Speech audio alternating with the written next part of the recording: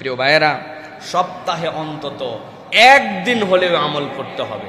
নবীজি সাল্লাল্লাহু আলাইহি সাল্লাম বলছেন, মান সাল্লাল ফাজরা ফি জামাআতিন সুম্মা ক্বাদা ইয়াযকুরুল্লাহ, কেউ যদি ফজরের সালাত আদায় করে এরপরে ওঠে নাই, ওখানেই বসে আছে, হয়তো নামাজের সুরতে না বসে লেটাপারে বসছে, কিন্তু সেখানেই বসে আছে, হাত্তা তাতলু আশ-শামস সুম্মা সাল্লা রাকাতাইন, এরপরে সে হিসাব করে দেখছে সূর্য উঠে গেছে, নিষিদ্ধ সময় পার হয়ে গেছে, 2 রাকাত সালাত পড়ে ফেলছে, 2 রাকাত সালাত পড়ে এবার উঠে চলে গেছে।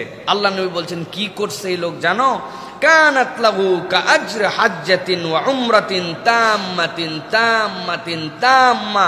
এই যে ফজরের জামাতের পরে বসে সূর্যোদয়ের পরে 2 রাকাত সালাত পড়ে গেছে, আল্লাহ তার আমল নামায় একটা পূর্ণ হজ, একটা পূর্ণ উমরার সওয়াব দান করে দিয়েছে।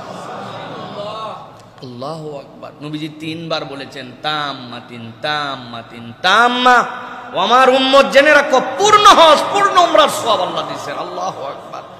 40 মিনিটের বিনিয়োগ, 30 মিনিটের বিনিয়োগ, 25 মিনিটের বিনিয়োগ। ভাই, প্রত্যেক দিন হয় না, মানুষের ক্লান্তি থাকে, বসতে পারে না, ব্যস্ততা থাকে, কিন্তু ইমানদারের জীবনে সপ্তাহে 2-3 দিন সময় হবে না একটা হজ আর একটা উমরার সময় আর সবটা আমল নামায় নেওয়ার জন্য?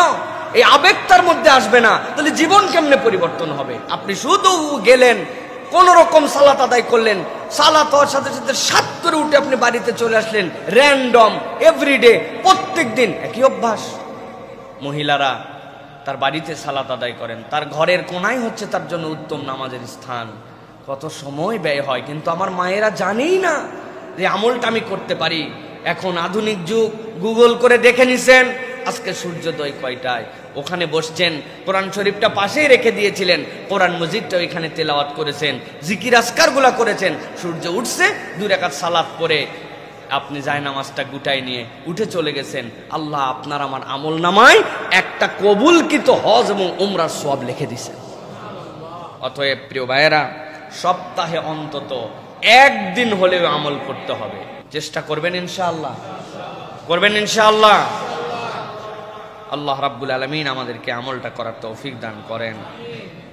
কোরআনুল কারীম এটার সমর্থনে কথা বলেছে। আল্লাহ বলছেন, ওয়াসাব্বিহ বিহামদি রাব্বিকা ক্বাবলা তুলুইশ শামসি ওয়া ক্বাবলা গুরুবিহা।